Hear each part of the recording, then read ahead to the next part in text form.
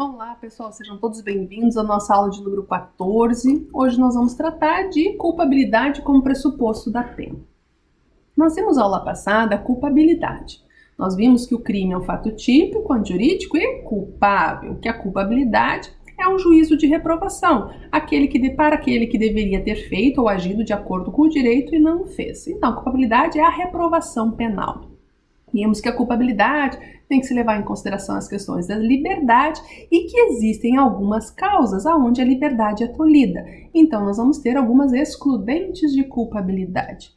Mas agora, então, nós vamos adentrar nesse mundo da culpabilidade e vamos ver as questões mais técnicas, o que o nosso Código Penal fala em relação à culpabilidade. Primeiro que nós vamos analisar a culpabilidade é que ela é um liame subjetivo entre o autor, o resultado, como pressuposto de pena. Ou seja, ela vai ligar o autor ao resultado e ver se ele pode receber uma sanção. É o pressuposto para a sanção penal. Autor e resultado criminal. A culpabilidade ela é dada aos imputáveis, ou seja, a culpabilidade está relacionada à imputabilidade. E agora nós vamos tratar um pouquinho essa relação de imputabilidade que é tão importante para a culpabilidade, uma vez que os imputáveis têm a possibilidade de arcar com as consequências dos seus atos, podem receber o juízo de reprovação. Então, quando nós falamos de imputabilidade, o que é? É atribuir a alguém a responsabilidade, é a capacidade de culpabilidade. Então, a imputabilidade penal nada mais é do que conjuntos e condições pessoais do agente que dão a ele a capacidade de imputar a ele a prática de um fato punível, de dar a ele a imputação de uma prática de fato punível, certo? Então, a imputabilidade é a capacidade de compreender, esse crime e de arcar com as consequências. Tudo isso se refere à responsabilidade penal. A responsabilidade penal é a obrigação de arcar com as consequências jurídicas do crime, ou seja, de prestar contas ao Estado. E isso vai depender do que era essa prestação de contas? Da imputabilidade. Somente os imputáveis podem prestar contas dos seus atos. Por quê? Porque nós vimos, já na aula passada, que existem algumas causas que excluem a culpabilidade. O fato é típico, antijurídico, mas não é culpável. E para as excludentes de culpabilidade, uma delas que nós vimos é a inimputabilidade. Enquanto o imputável tem a obrigação de arcar com as consequências dos seus atos, o inimputável, ele não entende o caráter ilícito dos fatos ou não consegue se determinar de acordo com esse entendimento. O inimputável, ele não tem autodeterminação. Enquanto a imputabilidade é atribuir a alguém a responsabilidade, a inimputabilidade retira a responsabilidade do sujeito. No tempo da ação, que tinha retirado desse agente, a capacidade de entendimento ou de autodeterminação por uma doença mental, por menoridade, por embriaguez. Nós vamos estudar posteriormente quais são as causas de inimputabilidade. O que nós temos que saber agora é que a inimputabilidade retira a capacidade, a capacidade de prestar contas do agente que cometeu conduta delitiva. Ela está prevista lá no artigo 26 do nosso Código Penal. Vamos ver o que ele diz. Diz o seguinte: inimputáveis. É isento de pena, ou seja, exclui a culpabilidade, que a gente vai ver daqui a pouquinho. É isento de pena o agente que, por doença mental, desenvolvimento mental incompleto ou retardado, era, ao tempo da ação ou da omissão, inteiramente incapaz de entender o caráter ilícito do fato ou de determinar-se de acordo com esse entendimento. Esse é o inimputável. Imputável tem capacidade, inimputável não tem capacidade. No entanto, nós vamos encontrar lá no parágrafo único do artigo 26 o semi-imputável. Então a gente viu que o imputável somos nós, pessoas que têm capacidade de responder pelos seus atos. Os inimputáveis são os doentes mentais, por exemplo, e o semi-imputável é uma linha fronteiriça. Ele não é nem imputável nem inimputável. Ele é uma linha fronteiriça. É aquele que, embora entenda o caráter ilícito dos fatos, não consegue se determinar. quando o agente, ao tempo da ação ou da omissão, estava parcialmente privado da sua capacidade para entender o caráter ilícito ou de se determinar de acordo com esse entendimento. Parcialmente. Se for totalmente privado, nós temos o inimputável. Parcialmente, o semi-imputável. Nós vimos que o inimputável é isento de pena. Já o semi-imputável vai ter uma diminuição de pena em função dessa capacidade reduzida. Ou seja, o parágrafo único diz que a pena dessa pessoa deve ser reduzida de 1/3 a 2/3 em razão da semi-imputabilidade. Vamos ver o que diz o nosso código.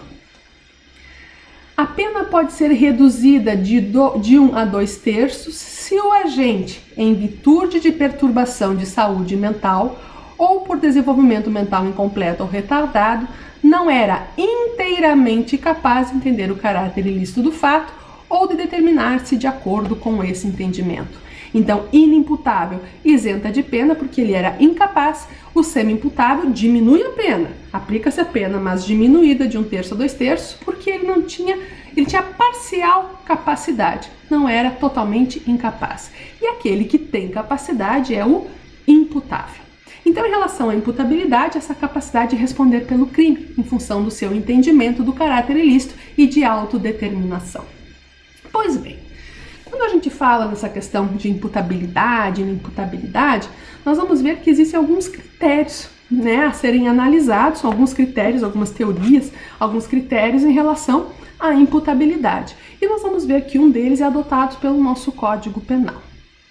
O primeiro critério que existe é o critério biológico, ou seja, apresenta uma anomalia psíquica que será sempre considerada inimputável. Pelo critério biológico, é a biologia da pessoa que tem algum tipo de anomalia e por isso ela será considerada sempre inimputável, ainda que no momento do crime essa anomalia não tenha interferido em nada na sua conduta, na sua capacidade de entendimento do ilícito, do caráter ilícito do fato. Esse critério a gente fala que é de uma presunção absoluta de incapacidade, de inimputabilidade. É uma presunção absoluta e ela foi adotada no nosso Código Penal somente em relação à menoridade penal e não aos demais crimes. Por quê? O nosso Código Penal diz que não basta ser doente, tem que, em função da doença, não ter condições de autodeterminação ou de entendimento. Pelo critério biológico, se analisa somente a questão psíquica da pessoa. Basta ser doente para ser inimputável. Não importa, se foi em função da doença que o crime aconteceu, não importa se foi em função dessa anomalia que essa capacidade foi reduzida. Então, o nosso Código Penal não adota o critério biológico, mas o nosso Código Penal adota o critério biológico para uma situação. Qual situação? Do menor de idade. No menor de idade, não se questiona se ele tem capacidade de entendimento. Basta ser menor de idade, aí é um critério biológico, menos de 18 anos de vida, ele é considerado inimputável, que dentro do nosso artigo 26 é aquele que diz com desenvolvimento mental incompleto. Ele não desenvolveu mentalmente completamente, por isso ele é inimputável. Então, um dos critérios utilizados para a imputabilidade é o biológico, onde só a biologia é levada em consideração, e o nosso código leva esse critério somente para o menor de idade, não para os demais casos. O segundo critério que existe é o critério psicológico, certo? Aqui no critério psicológico, o importante é analisar as condições mentais no momento da prática do fato criminoso. Não é necessário, por exemplo, uma exclusão de imputabilidade se o agente é portador ou não de uma doença mental. Então não importa se ele é doente mental, basta que no momento da prática do fato ele psicologicamente esteja perturbado, certo? Então aqui a gente diz que é uma anomalia psíquica, em caráter no momento da ação. Esse critério, essa privação de sentidos que esse critério psicológico traz, a gente encontra nos crimes passionais, Ou seja, naquele momento teve uma privação desse caráter, dessa autodeterminação em função das emoções que acontecem. No entanto, esse é um critério que não é aceito no nosso ordenamento jurídico como uma forma de excluir né, a ilicitude do fato, ou seja, a pessoa ela ainda pode receber culpabilidade, não transforma ela em inimputável por esse momento, né, de fortes emoções, por essas questões psicológicas. Então, nosso Código Penal não adota esse critério psicológico para a inimputabilidade. A gente encontra esse critério psicológico no caso dos crimes passionais, na emoção ou na paixão, mas ele não é uma forma de excluir a responsabilidade penal de alguém, não é uma forma que transforma essa pessoa em inimputável. A pessoa continua imputável. E o terceiro critério que existe é o critério biopsicológico, é a junção. Ou seja, combina os dois requisitos, a questão biológica para estabelecer a imputabilidade e ainda a questão psicológica. Então a gente vê que para estabelecer a inimputabilidade, o que tem que ser por esse critério biopsicológico? Tem que ser doente mental ou com desenvolvimento mental incompleto ou retardado, certo? E no momento do crime, em função da doença, não conseguir, né, se comportar de acordo com esse entendimento. Então a gente percebe que é preciso, para o critério biopsicológico, que a causa geradora da inimputabilidade esteja presente não somente nas questões genéticas da pessoa, as biológicas da pessoa, mas também tem que ser as questões psíquicas, morais no momento do cometimento do crime. E esse é o critério utilizado no nosso ordenamento jurídico, porque não basta ser doente, tem que, em função da doença, ter praticado a conduta delitiva. Então, o critério biopsicológico é adotado no nosso Código Penal e o critério biológico somente para a menoridade penal. Vamos ver o artigo 26 e identificar o critério biopsicológico? Diz o seguinte: é isento de pena ao agente que, por doença mental, ou seja, critério biológico, desenvolvimento mental retardado ou incompleto, questão biológica ainda, era ao tempo da ação ou omissão, inteiramente incapaz de entender o caráter ilícito do fato ou de determinar-se de acordo com esse entendimento, a questão psicológica. Então ele junta, né, esses dois requisitos, biológico e psicológico, para identificar a inimputabilidade, certo? Não basta ser criminoso, tem que, em função da doença, ter praticado a conduta delitiva. Aí sim ele será considerado inimputável. E o inimputável, a gente já viu, vai ver agora novamente, exclui a sua capacidade, ou seja, fato típico, antijurídico, mas não poderá receber uma culpabilidade.